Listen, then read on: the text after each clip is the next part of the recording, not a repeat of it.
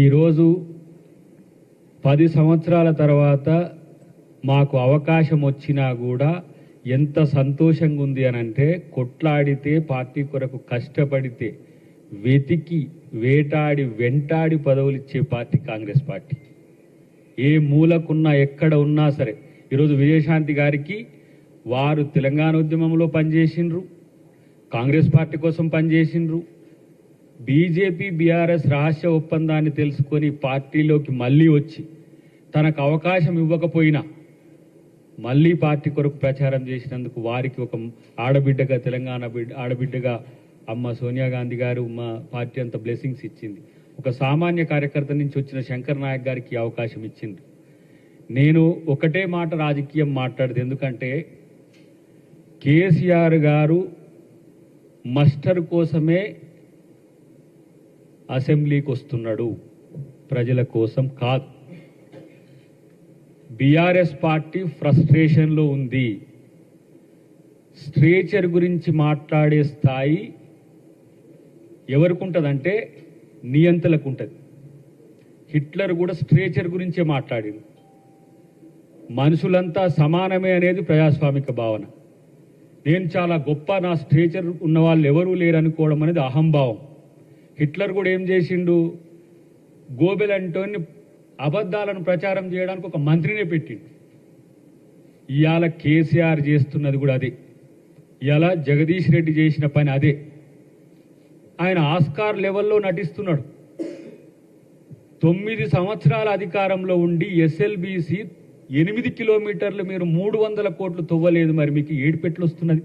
రైతులు ఏడిపించిండ్రు, లక్షల కోట్లు ఖర్చు చేసినామంటున్నారు. ఇవాళ తగుదునమ్మా వచ్చి అని ఇలా అసెంబ్లీకి వచ్చి స్పీకర్ గారి పట్ల వ్యవహరించిన తీరు, రాజ్యాంగ వ్యవస్థల పట్ల, సభా సాంప్రదాయాల పట్ల, సభాపతుల పట్ల కనీస గౌరవం లేని సన్నాసులను తయారు చేసిన పార్టీ అలా బీఆర్ఎస్ పార్టీ.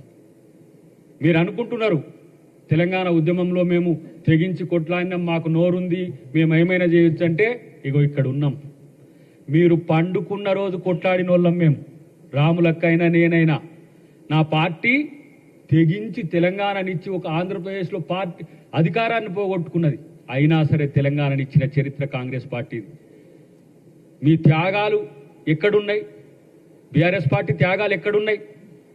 దేశం కొరకు త్యాగాలు ఇచ్చిన కుటుంబం కదా కాంగ్రెస్ పార్టీ. ఇవాళ తన ఆస్తులను సైతం ఇవాళ తాకట్టు పెట్టి ఈ స్వాతంత్రోద్యమానికి సహకరించింది మోతీలాల్ నెహ్రూ గారు. జైలుకు పోయిన జీవితం నెహ్రూ గారిది. చైనా వారి తర్వాత తన జీవితాన్నే ఇలా ఏ విధంగా కుమిలి ఏడ్చి చనిపోయిండో మీకు తెలుసు. నా దేహం ముక్కలైన ఈ దేశాన్ని ముక్కలు కానియనని చెప్పిన ఇందిరాగాంధీ తెగువ కింద మీరు ఎంతరా బాబు. శ్రీలంకకు శాంతి సేనలు ప్రపంచ శాంతి కొరకు పంపించిన రాజీవ్ గాంధీ ఈ దేశం కొరకు త్యాగం చేసిన కుటుంబం. 2 పిల్లల్ని, చిన్న పిల్లల్ని సంకన పెట్టుకొని దేశం కొరకు పోరాడిన సోనియా గాంధీ తెగువ కింద మీరెంత. అప్పటికి కూడా పార్టీని అధికారంలోకి తెచ్చి యూపీఏ చైర్పర్సన్గా ఉన్న సోనియా గాంధీ గారి కాళ్ళు మొక్కితే తెలంగాణ ఇస్తే దానికి ముఖ్యమంత్రులైన మీరు స్ట్రేచర్ గురించి మాట్లాడుతున్నారు. నిన్న ముఖ్యమంత్రి గారు ఏమన్నారు? స్ట్రేచర్ గురించి మాట్లాడేటోడు స్ట్రేచర్కు పోతారు, స్ట్రేచర్ నుంచి ఆడికి పోతారు, మార్చురికి పోతారు. హిట్లర్కి అదే అయింది.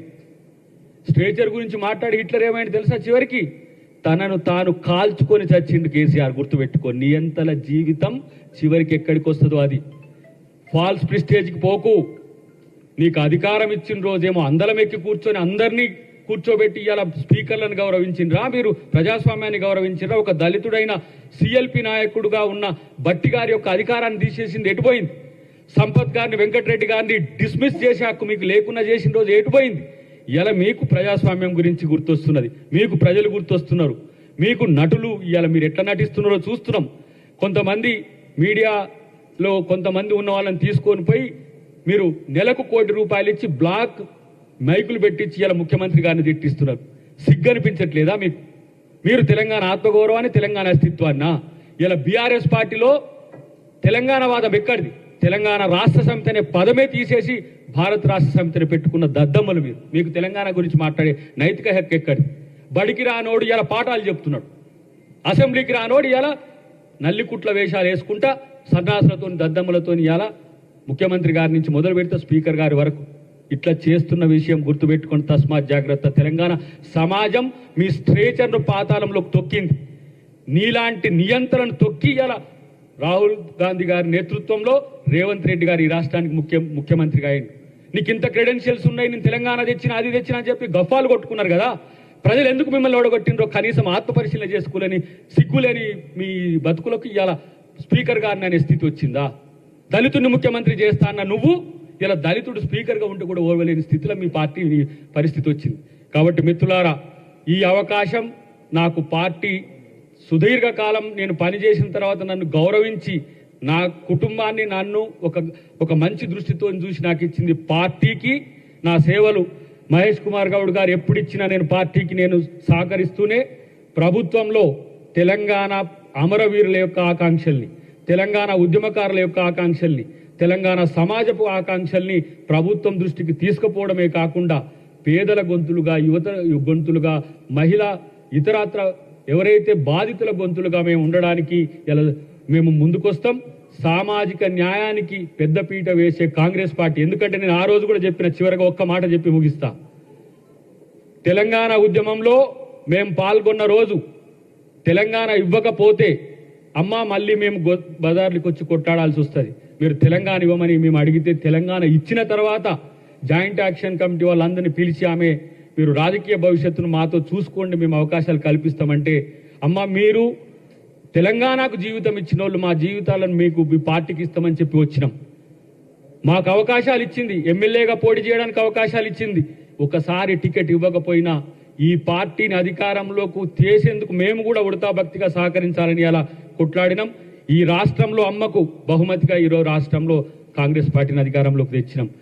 ఈ పార్టీకి మా జీవితాలను వెచ్చించైనా సరే ఈ పార్టీని మళ్ళీ అధికారంలోకి తేవడమే కాదు, రేవంత్ రెడ్డి గారిని ముఖ్యమంత్రి చేసుకున్నట్టుగానే రేపు రాహుల్ గాంధీని ఈ దేశానికి ప్రధానమంత్రి చేయడానికి మేమందరం కూడా కంకణబద్ధులమై ఉండి మా శ్రమను మా సమయాన్ని అంతా కూడా పార్టీకి ఇస్తామని చెప్పి పిసిసి గారికి ప్రత్యేక కృతజ్ఞతలతో థ్యాంక్ యూ వెరీ మచ్.